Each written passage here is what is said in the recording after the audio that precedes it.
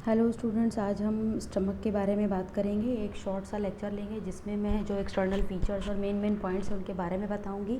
ये आप BMS point of view से भी लर्न कर सकते हैं और एआईए पीजीटी में भी आपके मेन पॉइंट्स को यहाँ पे कोट करूँगी, जिसकी वजह से आप उसको समझने में आसानी होगी। और सिर्फ इमेजेस के थ्रू हम आज इसको पढ़ने वाले हैं। तो सबसे पहले सिनोनिम्स में इसको स्टमक को गैस्ट्रो और वेंट्रा बोला जाता है। मोस्ट डिस्टेंसिबल पार्ट होता है स्टमक जो है वो डाइजेस्टिव सिस्टम का। लोकेशन में अगर हम बात करें तो 9 पार्ट्स ऑफ एब्डोमेन में हम डिवाइड करते हैं। तो ये एपिगैस्ट्रियम में, अम्बिलिकल में और लेफ्ट हाइपोकॉन्ड्रियम रीजन में इसका पार्ट होता है। ये देख सकते हैं सेकंड वाले में, यहाँ पे प्रेजेंट है। एपिगैस्ट्रिक, अम्बिलिकल और लेफ्ट हाइपोकॉन्ड्रियक रीजन को ये कवर करता है।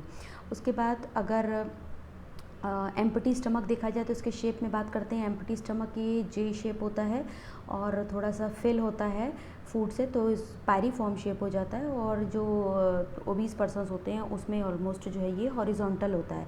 साइज़ में बर्थ में 30 ml इसकी कैपेसिटी होती है। प्यूबर्टी में ये 1 लीटर के लगभग हो जाता है और एडल्ट्स में 1.5 to 2 लीटर्स की कैपेसिटी एडल्ट्स में हो जाती है। Now come to the external features.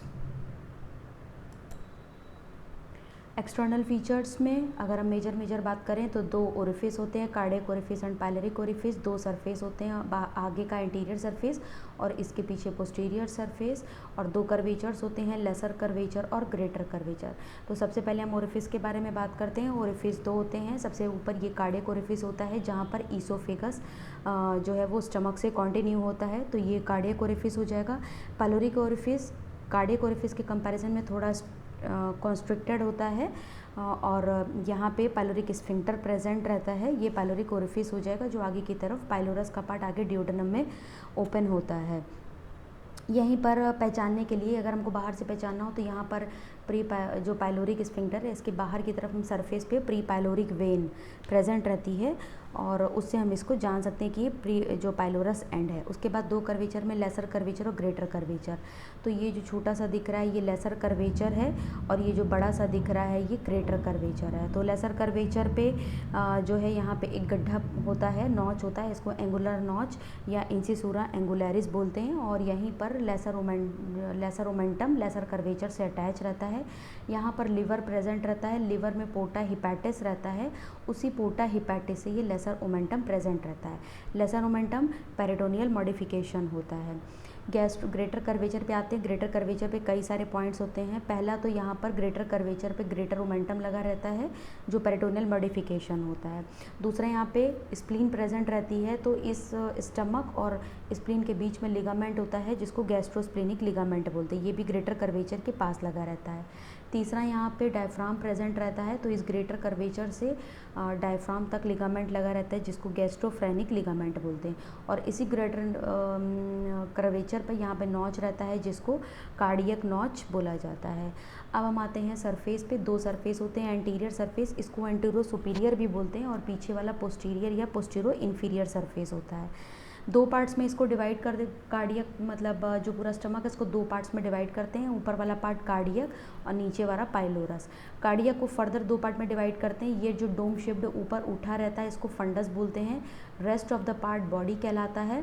Pylorus को 2 पार्ट्स में डिवाइड कर देते हैं। एक पार्ट पाइलोरिक एंट्रम कहलाता है और जो आगे की तरफ कंटिन्यू करेगा पाइलोरिक स्फिंक्टर में, ये पाइलोरिक कैनाल कहलाता है। तो इस तरीके से 4 स्ट्रक्चर्स हो जाते हैं, फंडस, बॉडी, पाइलोरिक एंट्रम और पाइलोरिक कैनाल।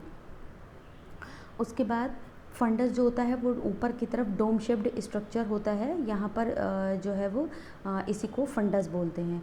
उसके बाद बॉडी में यहाँ पे पूरे फंडस और बॉडी में गैस्ट्रिक ग्लैंड्स प्रेजेंट रहती हैं। They all contain 3 type of secretory cells also. They are called as mucous cells, chief peptic cells या जैमोजन सेल्स, ये डाइजेस्टिव एंजाइम्स को सिक्रीट करती हैं और इसी में ही पैराइटल सेल्स या ऑक्जेंटिक सेल्स होती हैं जो एचसीएल को सिक्रीट करती हैं। Now come to the next, pylorus, pyloric antrum और पाइलोरिक कैनाल। पाइलोरिक एंट्रम में पाइलोरिक ग्लैंड्स प्रेजेंट रहती हैं, ये यहाँ पे बहुत ज़्यादा म्यूकस को सिक्रीट करती हैं, म्यूकस सेल्स होती हैं। और पाइलोरिक कैनाल ये तो सीधे सीधे पाइलोरस में ओपन होता है। Now come to the peritoneal relations. Peritoneal relations में एक यहाँ पे लेसर कर्वेचर पे ओमेंटम लगा रहता है जिसको लेसर ओमेंटम बोलते हैं, जो पोर्टा हिपैटिस पे जाके कनेक्ट करता है। ऐसा ही येलोइश यहाँ पर भी दिखता है। तो ये एक लेसर ओमेंटम हो गया।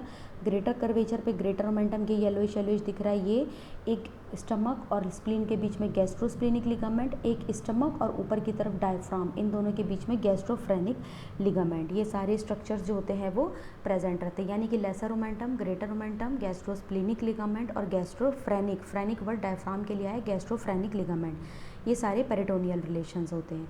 इसके बाद आते हैं विसरल रिलेशंस पे। विसरल रिलेशंस में मतलब इसके चारों तरफ कौन कौन से विसरा प्रेजेंट होते हैं। तो अगर हम ये एक बंद स्ट्रक्चर मान लेते हैं तो सबसे बाहर की तरफ डायफ्राम होता है, डायफ्राम के अंदर यहीं पर लीवर प्रेजेंट रहता है और लीवर और डायफ्राम के भी ऊपर एब्डोमिनल वॉल होती है। तो ये स्टमक के एंटीरियर रिलेशंस हो जाएंगे, यानी एंटीरियर रिलेशन में सबसे पहले हमने वॉल हटाई, एंटीरियर एब्डोमिनल वॉल हटाई, फिर डायफ्राम हटाया, डायफ्राम के आगे से ऊपर से लीवर हटा दिया। अब हम हटाएंगे तो हमें स्टमक दिखाई देगा। स्टमक को भी हम, ये देखिए हल्का यहाँ पे दिखाया गया, स्टमक को भी हम सेपरेट कर देंगे, हटा देंगे, तो इसके पीछे के स्ट्रक्चर्स हमको दिखाई देंगे, जो इसके पोस्टीरियर वॉल कहलाता है या फिर पोस्टीरियर रिलेशंस कहलाता है या फिर उसको स्टमक बेड भी बोलते हैं।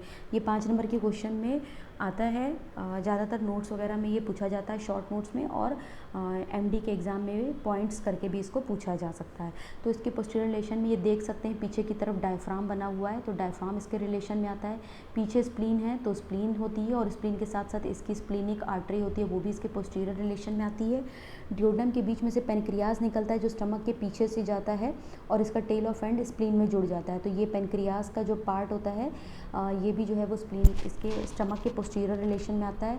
Kidney, left kidney with left suprarenal gland, ये दोनों उसके रिलेशंस में आते हैं। Left kidney with left suprarenal gland, ये ट्रांसवर्स कोलन का ट्रांसवर्स मीजोकोलन पार्ट, मतलब इसका पेरिटोनियम, वो इसके पोस्टीरियर रिलेशन में आता है।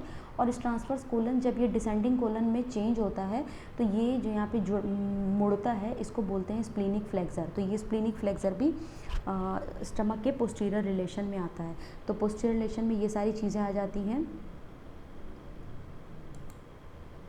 इसके बाद हम इंटीरियर ऑफ स्टमक पे आते हैं कि स्टमक के अंदर अंदर स्ट्रक्चर्स पे क्या होता है। तो सबसे अंदर की तरफ ये म्यूकोसा होती है, उसके बाहर की तरफ एक पतली सी लाइन होती है, इसको बोलते हैं सब म्यूकोसा, जिसमें कनेक्टिव टिश्यू, नर्व फाइबर्स और आर्टरीज प्रेजेंट, आर्टेरियोज प्रेजेंट रहते हैं। उसके बाहर ये लेयर जो होती है वो मस्कुलरिस मसल कोट होता है, और सबसे बाहर की तरफ सिरोसा प्रेजेंट रहता है।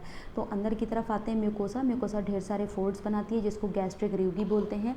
स्पेशली ये लेसर कर्वेचर की तरफ एक लॉन्गिट्यूडिनल कैनाल जैसा बनाता है जिसको गैस्ट्रिक कैनाल या मैगन ट्रासे भी बोलते हैं। यहीं पूरे म्यूकोसा में पोस्टीरियर गैस्ट्रिक रिवगी में गैस्ट्रिक ग्लैंड्स ओपन होती हैं जो naked eye examination, naked eye से देखा जा सकता है। लेसर कर्वेचर के पास चूँकि लॉन्गिट्यूडिनल रिवगी होते हैं तो जो कोई भी हम लिक्विड स्वैलो करते हैं वो डायरेक्ट यहाँ से होके निकलता है। तो यहाँ चूँकि बहुत ज़्यादा प्रोन होता है, लिक्विड बहुत ज़्यादा यहाँ से जाता है, जिसकी वजह से पेप्टिक अल्सर होने के चांसेस लेसर कर्वेचर के पास ज़्यादा होते हैं। अब इसके ऊपर की लेयर सब म्यूकोसा ये पतली सी होती है जिसमें कनेक्टिव टिश्यू, नर्व फाइबर्स और नर्व फ्लेक्सेस और आर्टेरियोज प्रेजेंट रहते हैं। उसके बाद मसल्स में मस्कुलर कोट में सबसे अंदर की तरफ ऑब्लिक मसल होती है, उसके बाहर आएंगे तो सर्कुलर मसल होती है, और सबसे सुपरफिशियल जो होती है वो लॉन्गिट्यूडिनल मसल प्रेजेंट रहती है। और सबसे बाहर की तरफ ये सिरोसा लेयर होती है जो पेरिटोनियल कवरिंग इसके ऊपर प्रेजेंट रहती है। उसके बाद blood supply mainly coeliac trunk से होती, तो एओर्टा का डायरेक्ट पार्ट होता है। सिलियक ट्रंक से मेजर आर्टरी निकलती है स्प्लीनिक आर्टरी, जो स्प्लीन को तो सप्लाई करती हैं, साथ में स्प्लीन से छोटी छोटी शॉर्ट गैस्ट्रिक आर्टरीज निकलती हैं जो स्टमक को सप्लाई करती हैं। और यहाँ पे लेफ्ट गैस्ट्रो एपिप्लोइक आर्टरी, ये भी स्टमक को सप्लाई करती है ग्रेटर ओमेंटम के पास। उसके बाद एक छोटी सी आर्टरी निकलती है लेफ्ट गैस्ट्रिक आर्टरी, जो लेफ्ट लेसर कर्वेचर के पास जाती है। और यहाँ से एक हेपेटिक आर्टरी निकलती है, कॉमन हेपेटिक आर्टरी, जो 2 पार्ट्स में डिवाइड हो जाती है। हेपेटिक आर्टरी प्रॉपर जो लिवर में चली जाती है, लिवर को सप्लाई करती है, और इधर आ जाती है गैस्ट्रोडियोडेनल आर्टरी जो गैस्ट्रम को और डियोडेनम को सप्लाई करती है। यही गैस्ट्रोडियोडेनल से आर्टरी निकलती है राइट गैस्ट्रो एपिप्लोइक आर्टरी, ये दोनों मिलकर ग्रेटर कर्वेचर को सप्लाई देती हैं और ओमेंटम में रन करती हैं। और यहीं से एक छोटी सी आर्टरी निकलती है कॉमन हेपेटिक आर्टरी से ही, राइट गैस्ट्रिक आर्टरी, और राइट और लेफ्ट मिलकर लेसर कर्वेचर को सप्लाई करती हैं। तो ये इस तरीके से आर्टीरियल सप्लाई हो जाएगा। उसके बाद नेक्स्ट जो है वो वेन्स का आता है। वेन्स में यहाँ पर राइट गैस्ट्रिक और लेफ़्ट गैस्ट्रिक वेन्स होती हैं जो पोर्टल वेन में ड्रॉ करती हैं, ड्रेनेज करती हैं ब्लड का, और short gastric veins splenic when में देती हैं। स्प्लेनिक वेन फर्दरली ड्रेन करती है इनटू द पोर्टल वेन, और लेफ्ट गैस्ट्रो एपिप्लोइक ये स्प्लीन में ड्रेन करती है, जबकि right gastro epiploic direct portal vein में ड्रेन करती है। और ये सारी मिलके पोर्टल वेन डायरेक्ट जो है वो इन्फीरियर वेना केवा में थ्रू हिपैटिक वेन्स ओपन होता है। तो ये वेनस सप्लाई हो जाएगा। उसके बाद हम नेक्स्ट आते हैं लिम्फेटिक ड्रेनेज। लिम्फेटिक ड्रेनेज में हम स्टमक को 2 पार्ट्स में मेजर डिवाइड करते हैं, आगे लेसर कर्वेचर की तरफ और पीछे ग्रेटर कर्वेचर की तरफ।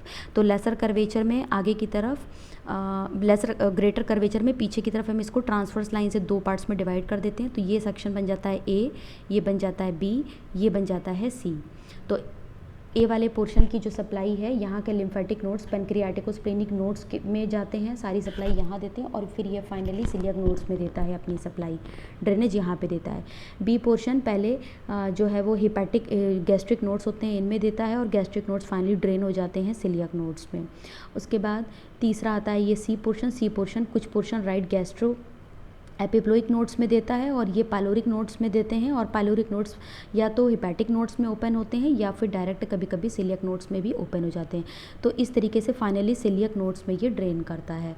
तो इस तरीके से हमारा स्टमक यहाँ पे बहुत शॉर्टकट में एक क्विक रिवीजन है जो कंप्लीट होता है। अगर आपको ये अच्छा लगा है तो लाइक, कमेंट और शेयर ज़रूर करें, साथ ही बेल आइकन को प्रेस करें ताकि हमारे नोटिफिकेशंस आपको मिलते रहें।